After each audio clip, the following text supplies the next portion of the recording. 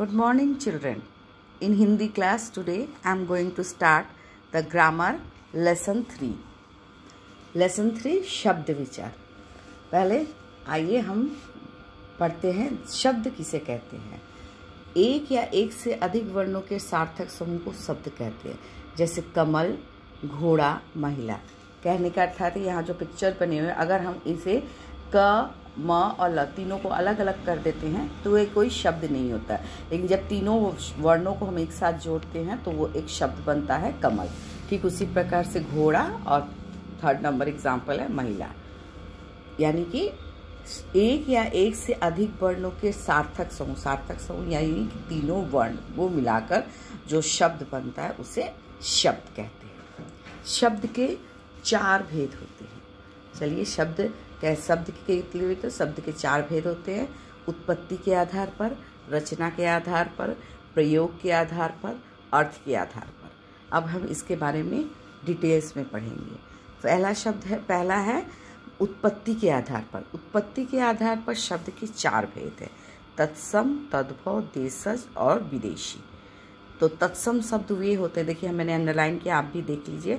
संस्कृत भाषा के वे शब्द जो हिंदी भाषा में हूबहू उसी रूप में प्रयोग किए जाते हैं. ऐसे कि कहने का तात्पर्य है कि कुछ ऐसे शब्द होते हैं जो संस्कृत के होते हैं लेकिन उन्हें हिंदी में भी उसी तरह से प्रयोग किया जाता है, वे तत्सम शब्द कहलाते हैं.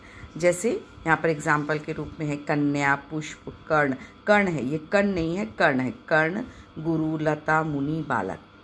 और इसी के दूसरा रूप होता है तद्भव. तद्भव वो शब्द कहलाते हैं जो संस्कृत की हिंदी रूपांतर किए जाते हैं. जैसे ये शब्द इसके प्रभाव से कुछ बदल जाते हैं, उसे तद्भव शब्द कहते हैं. तद्भव शब्द वे मूलतः संस्कृत के हैं जो कुछ प्रभाव से ये बदल जाते हैं. जैसे यहाँ पर आपका शब्द है कन्या. कन्या जब संस्कृत वर्ड हुआ तो उसको हम लोग तद्भव में उसे हिंदी में लड़की कहते हैं. पुष्प, फूल, कर्ण, कान, गुरु, अध्यापक. इसी तरह से संस्कृत के जो शब्द होते हैं वो तद्भव में बदल जाते हैं, इसे तद्भव कहते हैं. यहाँ देखिए कुछ संस्कृत शब्द दिए हुए तत्सम के और उसके तद्भव के रूप दिए हुए हैं, इसे आप लोग रीड कीजिएगा. नेक्स्ट है देशज. देशज जो देशज शब्द का अर्थ हुआ दो देश में पैदा हुआ. देश यानी कि हम अपने घर के आसपास समाज में जो शब्द बोलते हैं, कुछ ऐसी भाषाएं होती हैं, कुछ ऐसे शब्द होते हैं जो साहित्य में नहीं आते हैं, वे देशज कहलाते हैं. हम अपने जैसे रोटी, लड़का, पेट और झोला, इस तरह के कुछ शब्द होते हैं जो हम अपनी आम बोलचाल की भाषा में प्रयोग करते हैं, वे देशज कहलाते हैं. नेक्स्ट है विदेशी शब्द. विदेशी शब्द जो विदेशों से आए हैं लेकिन उसे अंग्रेजी के शब्द रूप होते हैं जो उसी तरह से हिंदी में प्रयोग किए जाते हैं. जैसे टेलीफोन, डॉक्टर, सिनेमा, स्कूल, मिल, मशीन. इस तरह के कई ऐसे शब्द हैं जिसे हम इंग्लिश में यूज़ करते हैं लेकिन उसे हिंदी में भी उसी तरह से बोलते जाते हैं. जैसे कि एग्जाम्पल के तौर पर टेलीफोन. टेलीफोन को हिंदी में दूरभाष कहा जाता है. हम लोग जनरली टेलीफोन वर्ड ही यूज़ करते हैं लेकिन दूरभाष शब्द यूज़ नहीं करते. उसी तरह से डॉक्टर, सिनेमा, ये सब अंग्रेजी के शब्द हैं जो हिंदी में हूबहू उसी रूप से प्रयोग किए जाते हैं. इसके अलावा भी कुछ शब्द हैं विदेशी शब्द, भाषा शब्द हैं. जैसे फारसी हैं, फारसी के कुछ यहाँ पर शब्द दिए गए हैं. तुर्की के कुछ शब्द दिए गए हैं. पुर्तगाली शब्द के कुछ शब्द यहाँ पर दिए गए हैं. इसके बाद शब्द के जो दूसरे भेद होता है रचना के आधार पर. रचना के आधार पर शब्द के 3 भेद होते हैं, रूढ़, यौगिक और योग रूढ़. रूढ़ जिन शब्दों के टुकड़े का कोई अर्थ नहीं होता और जो शब्द प्रचलन में विशेष अर्थ लिए चले जाते हैं उन्हें रूढ़ कहते हैं. कहने का तात्पर्य ये हुआ जैसे कोई भी ऐसा शब्द जिसे हम अलग अलग करने पर, जहाँ पे यहाँ पर देख लीजिए एग्जाम्पल के तौर पर यहाँ पर दिया हुआ घर, यहाँ पर दिया हुआ है घर, फल. अगर हम इसे अलग अलग करते, घ को अलग कर देते और र को अलग कर देते तो इसका कोई अर्थ नहीं होता. लेकिन जब इस घ और र वर्ण को जोड़ देते हैं तो एक शब्द बनता है घर. उसी तरह से फ, ल, फल, न, ल, नल. इस तरह से जो शब्द बनते हैं वे रूढ़ कहलाते हैं. नेक्स्ट है यौगिक. यौगिक जो 2 या 2 से अधिक शब्दों के मेल से बनता है. जैसे पाठशाला, गुणवान, गुण प्लस वान, राजा पुत्र, राजपुत्र, पाठ प्लस शाला, पाठशाला, हिमालय, हिम प्लस आलय। इस तरह के जो शब्द दो जोड़कर बनते हैं, दो शब्दों या दो से अधिक शब्दों से मिलकर बनते हैं, वे यौगिक कहलाते हैं।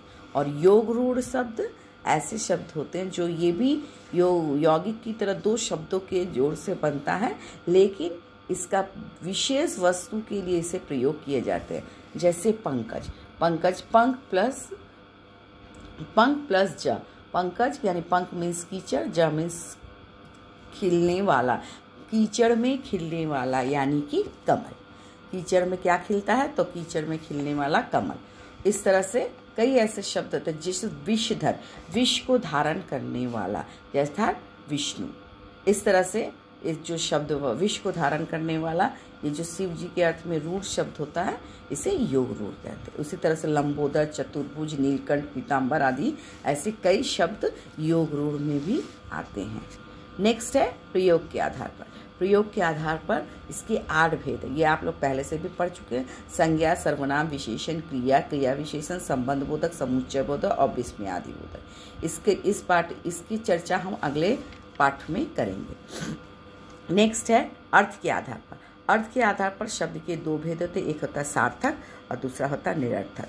सार्थक शब्द जिसका कोई अर्थ निकलता है उसे सार्थक कहते हैं। जैसे कलम, रस्सी, किताब, लड़का, इस तरह के शब्द जो होते हैं वो सार्थक शब्द कहलाते हैं। और निरर्थक शब्द जिसका कोई अर्थ नहीं निकाल, यानी कि कलम, अगर कलम लिखते हैं, जैसे हम लोग जनरली बात कर रहे हैं, कलम वलम, रोटी वोटी, पानी वानी, तो जो वो रोटी सार्थक शब्द हुआ और वोटी निरर्थक शब्द। इसी तरह से कलम वलम, कलम सार्थक है, वलम निरर्थक। इसी तरह से और बहुत से शब्द आते हैं ऐसे जो निरर्थक शब्द कहलाते हैं। लेसन को आप अच्छे से रीड कीजिएगा। और डेफिनेशन, शब्द किसे कहते हैं, शब्द के भेद किन किन आधारों पर किए जाते हैं, उदाहरण देकर स्पष्ट कीजिए। तत्सम, तद्भव, देशज, विदेशी, ये आप लोग बुक में टिक कर लीजिएगा, एग्जाम के टाइम के लिए लर्न कीजिएगा। इसके बाद क्वेश्चन नंबर 4। क्वेश्चन नंबर 4, ये तत्सम तद्भव के रूप दिए गए हैं यहाँ पर। यहाँ पर तत्सम के रूप दिए गए हैं, इसका हम तद्भव लिखेंगे। जैसे सप्त, सप्त तत्सम शब्द है तो इसका तद्भव होगा 7। उसी तरह से भातृ, भातृ मीन्स भाई। हस्ती, हस्ती मीन्स हाथी। क्षेत्र, क्षेत्र मीन्स खेत। उसके बाद है आम्र, आम्र मीन्स आम। गृह, गृह मीन्स घर। दुग्ध, दुग्ध मीन्स दूध। नयन, आँख। ये तत्सम रूप है, ये सभी तत्सम रूप है और इसके ये तद्भव रूप है। नेक्स्ट है क्वेश्चन नंबर 5। निम्नलिखित शब्दों के, यहाँ पर तत्सम तद्भव लिखा है, उसको तद्भव को काटकर तत्सम कीजिएगा। निम्नलिखित शब्दों के तत्सम रूप लिखिए।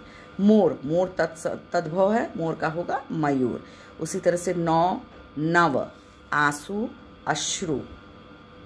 सांप, सर्प। कान, कर्ण। माथा, मस्तक। गांव, ग्राम। ऊंट, उष्ट। इसके बाद क्वेश्चन नंबर 6 को छोड़ दीजिएगा, क्वेश्चन नंबर 6 कट कर दीजिए। क्वेश्चन नंबर 7, यहाँ पर जो शब्द दिए गए हैं उन्हें तत्सम, तद्भव, देशज और विदेशी के कॉलम में लिखना है।